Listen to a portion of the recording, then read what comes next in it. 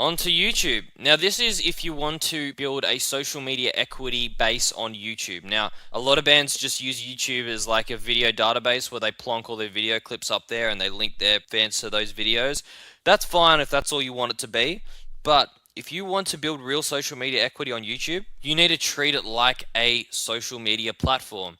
And YouTube is all about watch time. It's actually not about view count. So what that means is if you've got a video with 1 million views and you've got a video with 10,000 views and people are watching the 10,000 view video for 2 or 3 minutes, yet they're only watching a few seconds of the 1 million view video, YouTube are going to like the 10,000 view video more, and they're going to push that out to their recommended videos and their most watched and all that sort of stuff. So watch time is key. So how do we get more watch time?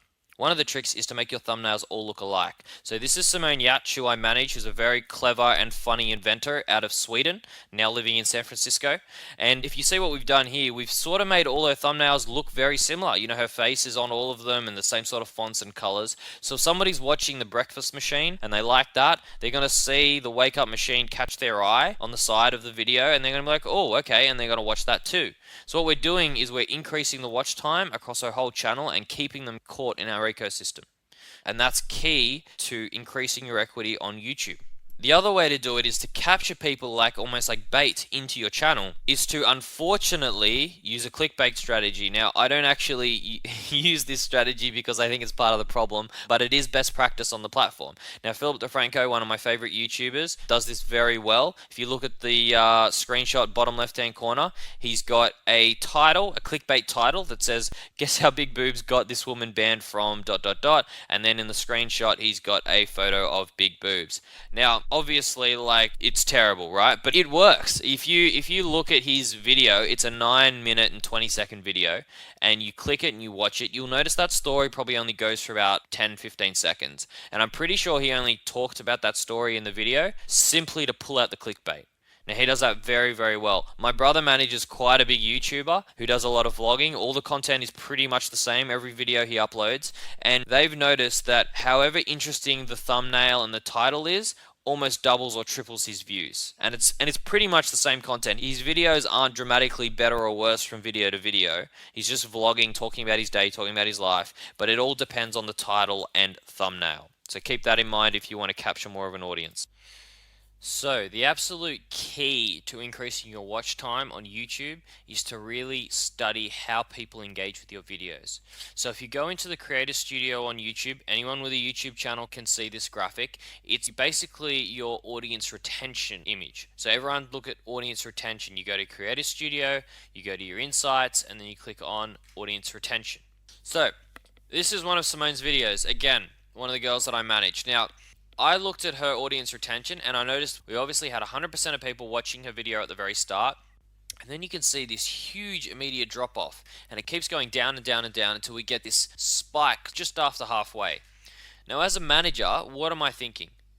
I need to know what is happening there in the middle that's dropping down, we're losing all that audience, and then what happens at that spike.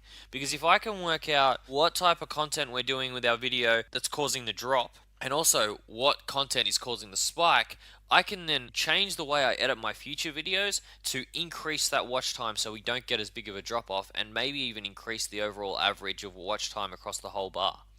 So when we did that, we noticed that during the drop, it was when Simone was talking about how she built her invention. So Simone builds funny robots that do funny things. She's known on the internet as the queen of shitty robots. So we worked out that the audience dropped off as she was describing her builds, what parts she used, how she put it together, etc., etc.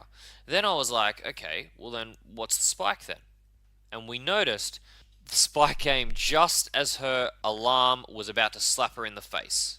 So she invented the wake up machine. It's an alarm clock that slaps you in the face in the morning.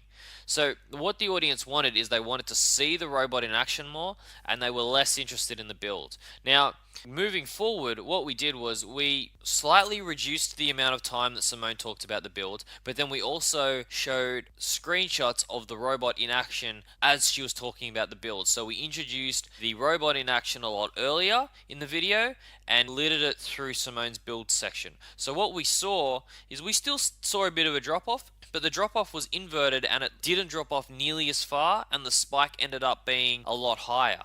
So we almost quadrupled her watch time, not changing the type of content that she's doing, but just changing the way we edited it. And that's what's very important as a manager. You critically analyze the results of how you edit and what kind of things that you do. So remember, as a musician, you can be doing things like video blogs, behind the scenes, tour diaries, games, Q&As, even just reporting on news or whatever the hell you want to do on your YouTube channel. This is using it like a social media platform, not as a video database for all your film clips. Okay, screenshot this, write it down, whatever you need to do. This is YouTube best practice. 1. Keep the thumbnails looking all the same. 2. I don't practice what I preach here, but clickbait titles or thumbnails. I don't do it because I hate it, but it is the best thing to do if you want to maximize your views.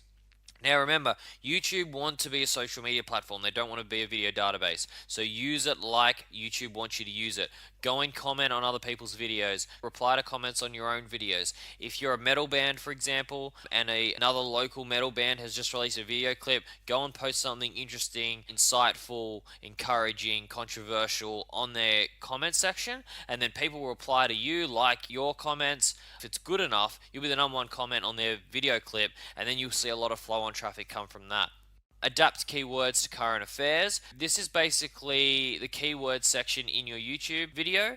If your audience is similar to One Direction, and One Direction have just released a new single, tag that new One Direction single in your YouTube tags, so when people are searching for One Direction, they're more likely to see your video come up in the search. A good example of this is my band Mind Over Matter released a song with Page 4 a few years ago.